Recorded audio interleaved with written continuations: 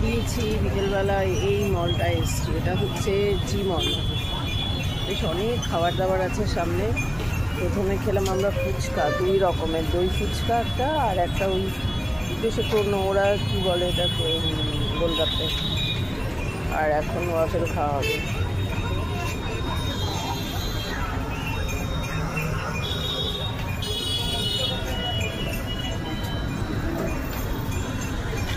বুবুনের একটা formal pant নেওয়া হয়েছিল, প্যান্টটা অল্টার করানো হয়নি, সেটা করাতে এলাম। এসে এই মলে একটু ঘোরাঘুরি করে যাওয়া।